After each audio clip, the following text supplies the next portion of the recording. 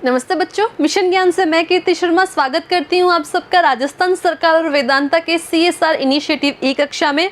आज हम हमारे इस चैप्टर का नेक्स्ट पार्ट पढ़ने वाले हैं, जिसके अंदर हम पढ़ेंगे बच्चों आरएच कारक के बारे में। देखो आरएच कारक क्या होता है, ये हमने लास्ट वाले वीडियो में भी पढ़ा था। ठीक है, अब आरएच कारक की उपस्थिति और अनुपस्थिति के आधार पर जो ब्लड ग्रुप थे उसको हमने दो भागों में बांटा था। किस किस में? RH पॉजिटिव और RH नेगेटिव। पॉजिटिव का मतलब कि अगर आरबीसी की सतह के ऊपर RH कारक पाया जा रहा है तो वो ब्लड ग्रुप हमने पॉजिटिव माना था, और आरबीसी के सतह पर अगर RH कारक नहीं है तो उसको हमने माना था बच्चों नेगेटिव ब्लड ग्रुप, है ना। अब RH कारक की खोज कैसे हुई बच्चों? RH कारक की खोज सबसे पहले मकाका रिसस नामक एक बंदर था, उस बंदर में हुई थी। ठीक है, और जो कि क्या है, ये एक विशेष प्रकार की प्रोटीन है, और यही प्रोटीन मानव की जो आरबीसी है इसकी सतह पर भी पाई गई थी। तो सबसे पहले इसकी RH कारक की खोज किसमें हुई? बंदर में हुई थी, मकाका रिसस नामक एक बंदर था उसमें। अब जो जितने भी लोग हैं उनमें लगभग 85% लोग ऐसे हैं जो RH क्या हैं, जो RH पॉजिटिव है, और लगभग 15% लोग ऐसे हैं जो क्या है, जो है RH नेगेटिव। 100 मतलब 100 में से 85 लोग तो RH पॉजिटिव है और लगभग 15% लोग क्या है, RH नेगेटिव है। अब जो ये RH कारक है बच्चों, ये कितने प्रकार का होता है? ये भी 5 प्रकार का होता है। RHD, RHE, RH स्मॉल ई, RH capital C, RH small c। ठीक है, ये 5 प्रकार का होता है RH कारक। अब देखो जो मानव प्रजाति है इसके अंदर RH कारक कैसे कैसे होते हैं। सबसे ज्यादा RH कारक पाया जाता है मानव के अंदर D वाला, लगभग 85% क्या होता है, RHD होता है। लगभग 30% होता है RH कैपिटल E, लगभग 78% होता है RH स्मॉल ई, लगभग 80% होता है RH कैपिटल C, और लगभग 80% क्या होता है, RH स्मॉल c। अब देखो जितने भी RH कारक है इसके अंदर सबसे ज्यादा महत्वपूर्ण RHD है। क्यों? क्योंकि ये क्या है, ये सबसे ज़्यादा प्रतिरक्षी जनी है। सबसे ज़्यादा प्रतिरक्षी जनी कौन सा कारक है?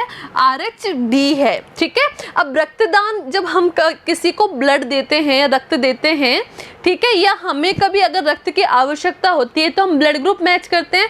जिस ब्लड ग्रुप का व्यक्ति है उसी के आधार पर हम उसको कौन सा रक्त समूह चढ़ा सकते हैं या नहीं चढ़ा सकते, वो देखते हैं। सेम वैसे ही जब हम रक्तदान करते हैं तो हम RH कारक को भी देखते हैं कि किसी भी व्यक्ति का ब्लड ग्रुप RH पॉजिटिव है या नेगेटिव है।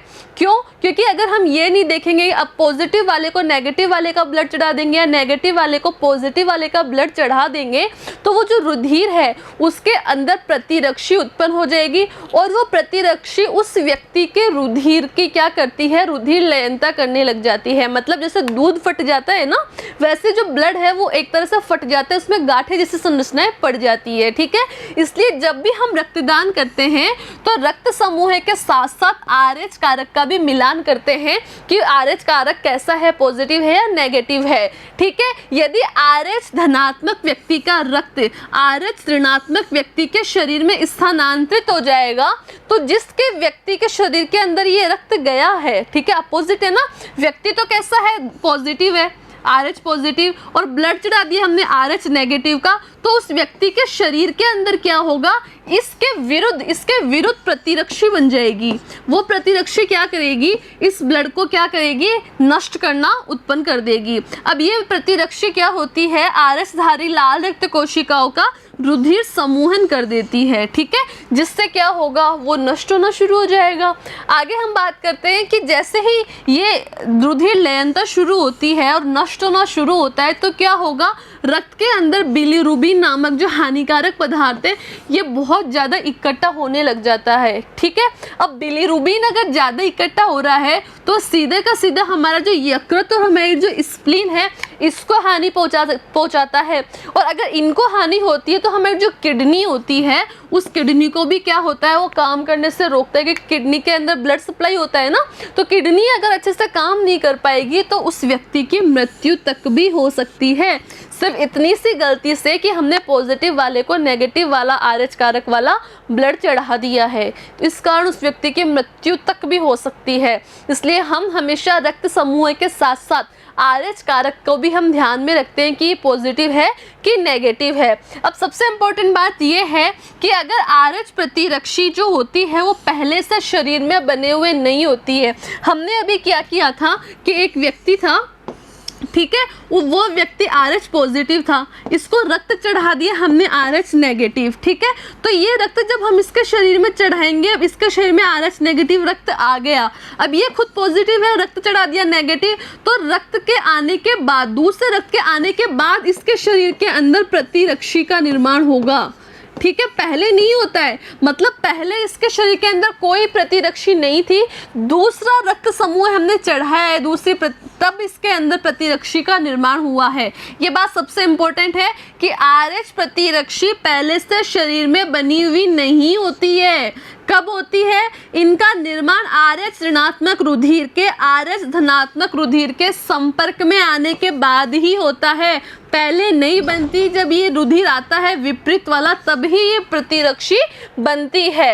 अब देखो गर्भावस्था के दौरान क्या होगा, जैसे मान लो कि यहाँ कोई माता है, ठीक है, ये माता क्या है, ये माता RH नेगेटिव है, क्या है, RH नेगेटिव, और इसके गर्भ में जो शिशु है वो अगर पॉजिटिव है तो क्या होगा, देखो हम डिटेल में बात करते हैं कि गर्भावस्था के दौरान यदि माँ RH नेगेटिव है और शिशु क्या है, RH पॉजिटिव है, तो हमें बहुत ध्यान रखने की ज़रूरत है। क्या ध्यान? कि जब पहली बार जो प्रथम शिशु जब उत्पन्न होगा तब ये तो सामान्य रूप से उत्पन्न हो जाएगा। क्यों? क्योंकि आपको मालूम है कि पहले से प्रतिरक्षी शरीर के अंदर नहीं होती है, जब दूसरा ब्लड ग्रुप आता है तब वो प्रतिरक्षी बनती है। अब जब इसके गर्भ में जो शिशु है वो है पॉजिटिव और ये माता है नेगेटिव, तो इसकी उत्पत्ति, ये तो सामान्य रूप से इसका प्रसव हो जाएगा, लेकिन जब ये इसके शरीर में था ये शिशु, तब इस माता के शरीर के अंदर इसके विपरीत प्रतिरक्षी का निर्माण हो जाता है, ठीक है। अब ये पहला प्रसव तो हो गया, अब जब दूसरा प्रसव होगा तो क्या होगा, अगर मान लो दूसरा प्रसव हो रहा है अब, ठीक है, अब ये तो क्या है, नेगेटिव, और इसके शरीर के अंदर प्रतिरक्षी भी है, क्योंकि प्रथम बार जब ये ब्लड ग्रुप इसके शरीर में था तब ये प्रतिरक्षी का निर्माण हो गया था, अब इसके शरीर में प्रतिरक्षी भी है।